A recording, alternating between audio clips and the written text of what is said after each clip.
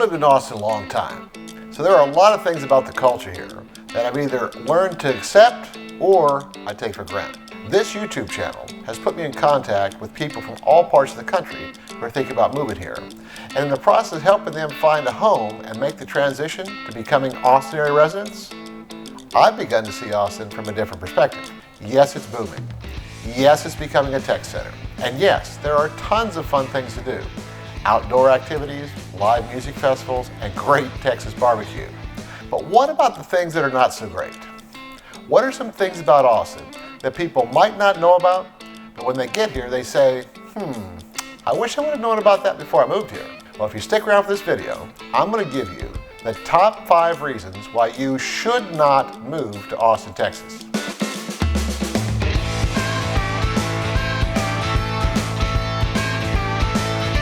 Now, you may have heard about this before, but until you've lived through a summer here, you won't fully appreciate how hot it can get. It's May right now, and we've already had several days where it's gotten up close to 100 degrees. And since the summer doesn't officially arrive for another month, this is just the beginning. It's about 10 years ago, we had a summer where it was over 100 degrees for 3 months straight without a single drop of rain. Now, granted, it's not that brutal every year, but if you're coming here from the Pacific Northwest or the East Coast, it's going to take you some time to adjust. Now, the good news is winters are usually mild. On rare occasions, we do get snow and ice, and it can literally shut down everything. For comparison, if it snows in Chicago, they have a fleet of snowplows that go out and clear the road, but we don't have anything like that here. You may have heard about the big ice storm last year that knocked out the power grid.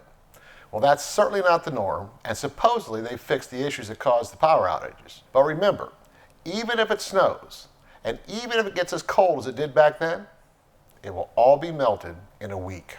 Now, depending upon where you're coming from, there are 2 other weather events that can happen here that you may never have encountered before: hailstorms and tornadoes. Hail forms when you have cold air above warm updrafts. When it begins to rain, the water droplets freeze and get pushed back up into that cold air until they get heavy enough to fall to the earth. Now, depending upon how big those ice balls get, they can cause some damage by the time they hit the ground. Now, hail doesn't happen all the time, and it's usually confined to smaller sections of the metro area. But if you live here for any length of time at all, at some point you're going to wind up filing an insurance claim to either fix your roof or your car because of hail damage. Now, the other one to be aware of is tornadoes. Now, the good news about tornadoes is you can usually see them coming. But the bad news is there is nothing you can do to stop them. In this past year, we've had tornadoes touch down in Round Rock, Jarrell, and Elgin. The path of the tornado is usually narrow, but if you're in that path, the damage can be pretty severe depending upon how powerful the wind is. Austin has consistently been ranked as one of the top 10 cities with the worst traffic. Now, during the pandemic, it began to feel like, it's really not that bad. But with more and more people returning to the office, the number of cars on the road, particularly during rush hour, is quickly returning to pre-pandemic levels. Now, when you factor in large events like South by Southwest or even the University of Texas football games, there are periods when it can get even more congested. The worst areas for congestion are I-35 near downtown and near Round Rock, and at this Mopac 183 intersection. Now, there has been sizable investments in updating the interstates all over the metro. The estimate for just the I-35 improvement is over $1 billion. There are toll roads and express lanes, and the cost to use them can vary. It might only be 75 cents to drive the express lane at 3 o'clock in the morning, but close to $6 at 5 p.m. Another thing to remember is there are no toll booth operators in Austin. If you want to drive the toll roads or express lanes, you'll need a Texas tag sticker on your car. It automatically deducts the toll when you drive past the sensor. Now, if you don't have one, they will send you a bill to the address registered to your license plate. But keep this in mind.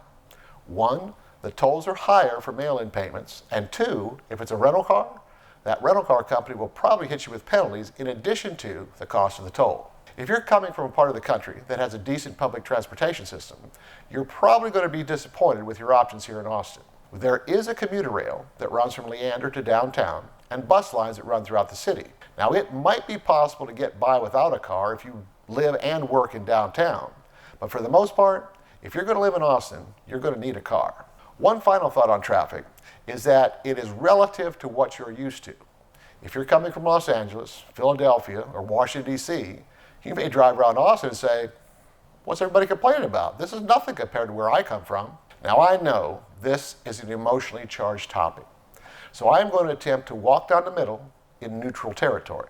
Regardless of my political preferences or yours, as a homeowner, it's vital that you understand the political climate in the area you're thinking about moving to, because whoever has the political majority will have a huge impact on future policies, including your property taxes. Now, first of all, Texas as a state is red.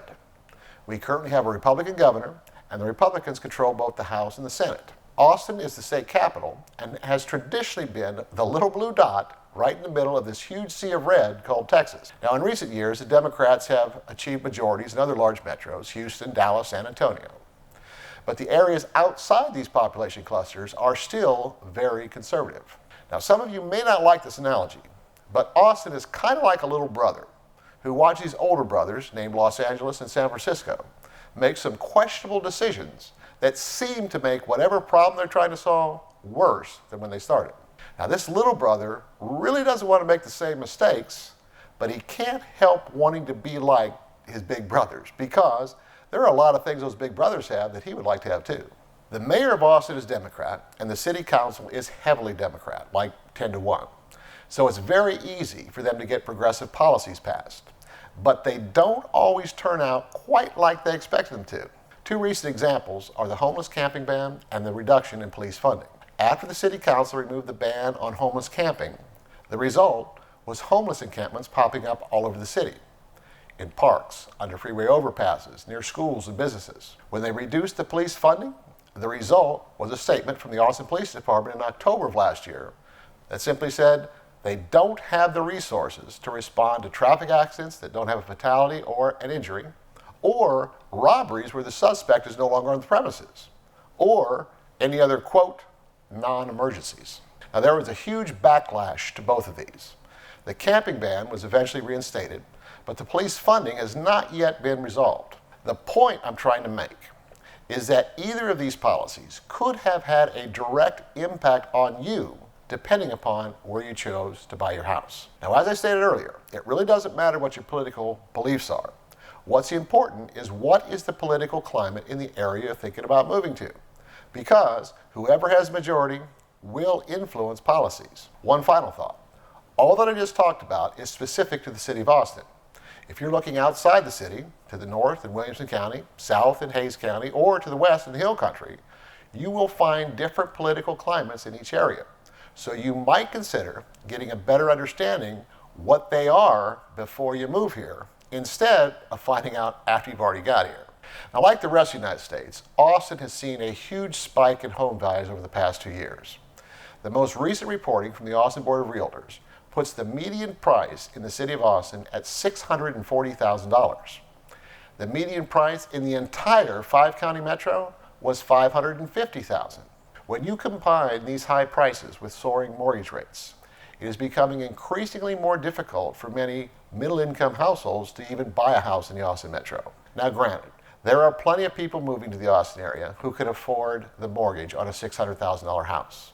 But that price point is probably beyond the reach of most school teachers, policemen, fire, and all the other jobs which are necessary for any community to survive. What happens when those types of employees can no longer afford to live in the city that they work in? Now, there are many theories about what will happen to home values moving forward. We have already seen a reduction in buyer demand since the mortgage rates started rising this year. It's doubtful that prices will return to their pre-pandemic levels, but it's also unrealistic to expect values to continue to go up at the same rate they have for the last few years. Now, on the other side of this affordability debate, if someone moving to Austin is coming from San Francisco, a $600,000 house is cheap. That's about half of what the median price point is out there. Now, generally speaking, the further from the urban core you go, the lower the cost for housing. This may have been one of the reasons why Samsung elected to build their new chip-making plant in Taylor, which is about an hour from downtown Austin.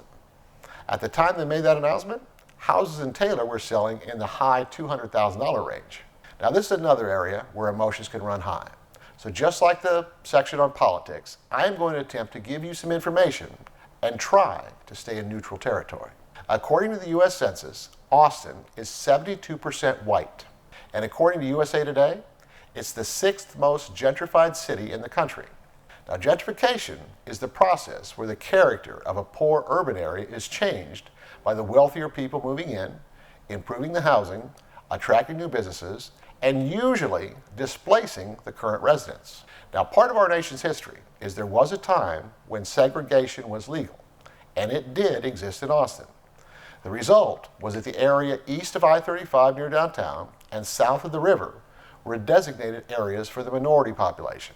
Over time, those areas became the poorer, undeveloped areas of Austin, at least up until about 20 years ago.